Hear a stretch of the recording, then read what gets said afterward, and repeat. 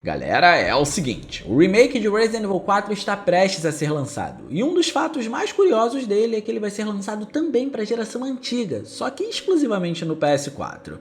Como o PS4 tem uma versão aprimorada, sendo nesse caso o PS4 Pro, naturalmente há um grande interesse em saber como o console se desempenha na hora de exibir os visuais desse que pode ser o último grande título que cruza as gerações. Afinal de contas, tivemos exemplos excelentes com o console tirando proveito da RE Engine em títulos dentro da própria franquia Resident Evil. Mas até que ponto isso se sustenta no remake de Resident Evil 4? Essa é a pergunta que vamos poder responder, ao menos inicialmente, através de resultados obtidos com a demonstração que foi liberada para o público. E mais, vamos usar levemente um cenário comparativo com outras versões para termos ideia como o game se desempenha diante da geração atual. Mas claro, antes da gente continuar e começar a ver tudo isso, não esquece de clicar no gostei, porque isso ajuda pra caramba, e de quebra você faz a boa ação do dia e se inscreve no canal ativando o sininho das notificações para não perder os vídeos de terças e quintas às 19 horas. Tudo isso feito? Então vamos ver o remake de Resident Evil 4 no PS4 Pro. A pergunta lançada anteriormente por nós foi: até que ponto o PS4 Pro consegue tirar proveito da RE Engine com Resident Evil 4 Remake, correto? E já adianto que temos um grande problema com essa versão na hora de responder isso. Algo que não foi visto sequer por Resident Evil Village no seu lançamento para a geração antiga. Para ser mais honesto, existe mais de um problema. O agravante, no entanto, é que um em específico pode carecer de uma solução até o lançamento da versão finalizada do título. Então vamos discorrer sobre isso, sabendo que esses resultados são com base na demonstração apenas. Resident Evil 4 é um título bem delicado. Falar dele requer cuidado porque o jogo original mudou a indústria e atraiu uma legião de fãs para a franquia. Criar expectativa em cima desse remake demanda atenção, porque estamos falando de uma nova era de videogames em que os focos, especialmente os visuais, são outros, e comparar os feitos do original com essa nova versão pode ser um problema, porque são ambições completamente diferentes. Então, ao olhar os visuais aqui ou em conversas futuras, precisamos sempre considerar tudo isso. E assim será feito. Para começar, essa é uma demonstração muito bonita, e isso precisa ficar claro logo de cara, mas apenas nas superfícies quando se fala da versão de PS4 Pro. A gente está num período em que estamos agradecendo pelos jogos continuarem sendo lançados na geração mais antiga, só que isso pode acarretar numa máscara que ofusca a nossa visão para o que realmente importa, que é, por óbvio, o tratamento que esses jogos recebem. E o nosso objetivo é justamente reparar o tratamento que Resident Evil 4 Remake recebeu aqui nessa demonstração. Naturalmente, como já era de se esperar, a versão de PS5 se encontra com recursos exclusivos. O curioso, no entanto, e que serviu como um dos motivadores para esse vídeo, é que o PS4 Pro tenta não ficar para trás. Se no PS5 temos o modo resolução, modo performance, possibilidade de ativar ou não recursos como Ray Tracing e melhoramento para o cabelo do Leon, itens que serão importantes mais à frente, no PS4 Pro a conversa se concentra em dois modos de performance para a escolha do jogador. Isso aconteceu no Resident Evil Village também, no console aprimorado da Sony e no Xbox One X, mas antes dele, da sétima entrada da saga até o Resident Evil 3 Remake, os jogos se concentravam em apenas otimizar ao máximo o equilíbrio entre resolução, recursos gráficos e performance nesses consoles, e estava dando muito certo. Só que as coisas começaram a complicar quando o Village chegou com a mesma demanda de carregamento e detalhamento de cenários isentos de loading dentro de um ambiente muito maior e mais complexo. A sensação de escala nele é muito maior, e pelo que já se conhece do jogo original, Resident Evil 4 não é muito diferente. E até existem algumas diferenças entre os dois modos que serão citadas, mas o nosso alvo por aqui é o modo resolução, afinal, é ele que nos dá margem para poder falar dos gráficos. A ideia de citar esses dois modos é apenas justificar que mesmo com o modo resolução, a gente ainda vai encontrar problemas. No início da nossa conversa sobre esse nicho, temos a qualidade da imagem, ou seja, a quantidade de pixels propriamente dita.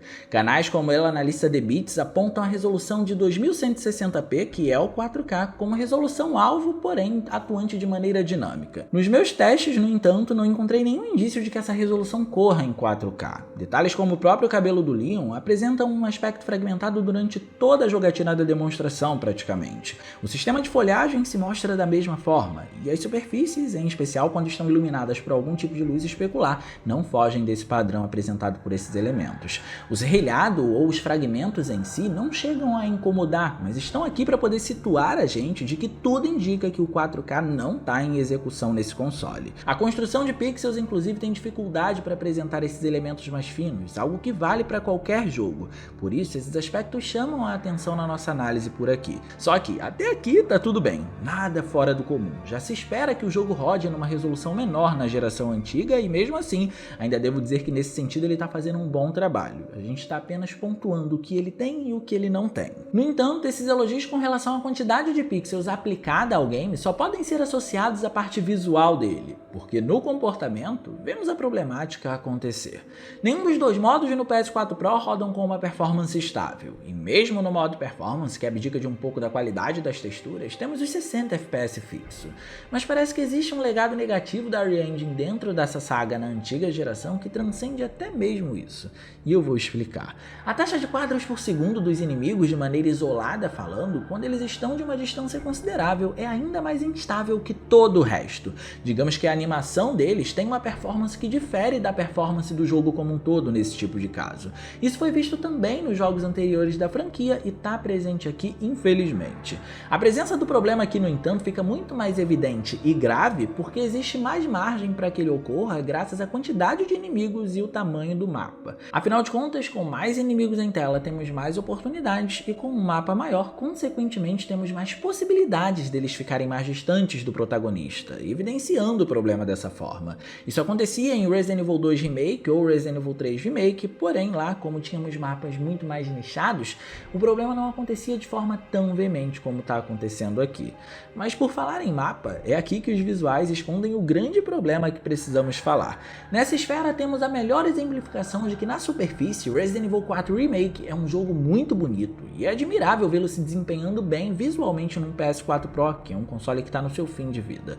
Mas essa é apenas a sensação inicial. Nos detalhes, a coisa não é tão boa quanto aparenta ser.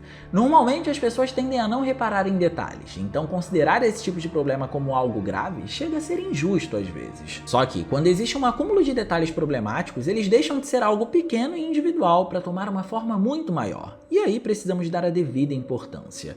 Aqui temos efeitos muito bonitos. A Re-Engine continua impressionando pela combinação de efeitos de pós-processamento com a renderização dos visuais em tempo real. No começo da demo, os efeitos volumétricos impressionam e atuam muito bem em conjunto com o tom frio aplicado no título. Nas cutscenes, vemos o melhor do modelo do personagem atuando de forma combinada com a profundidade de campo, destacando a dispersão subsuperficial na pele para fazer com que a luz reaja de maneira realística nela e, claro, o cabelo dele. O cabelo do protagonista, mesmo sem o recurso do PS5 estar presente aqui, ainda assim tem uma ótima representação. Olhando para o que tivemos de Resident Evil 7 até o Village, esse foi um salto considerável mesmo observando a versão de 8ª geração do jogo. Diria inclusive que o modelo do personagem é o ponto mais alto dessa demonstração tecnicamente falando. Mas para além dele, também temos a iluminação dos cenários, onde os problemas começam a se mostrar nos gráficos. Resident Evil 4 Remake usa um sistema de iluminação indireta pré-calculada com técnica de Ambient Occlusion baseada no espaçamento de tela, algo que já tínhamos comentado na nossa conversa anterior sobre a gameplay do jogo para Game Informer. Para um padrão de PS4, nenhuma dessas técnicas são um problema necessariamente. Na realidade, a atuação delas é bem eficaz, considerando ainda que a performance que elas vão ter no PS5 é superior. O único ponto quanto a isso que eu diria ser um incômodo é que, por ser um jogo de escala maior que possibilita a transição de ambientes internos e externos em tempo real, um sistema de iluminação global teria sido de melhor utilização aqui.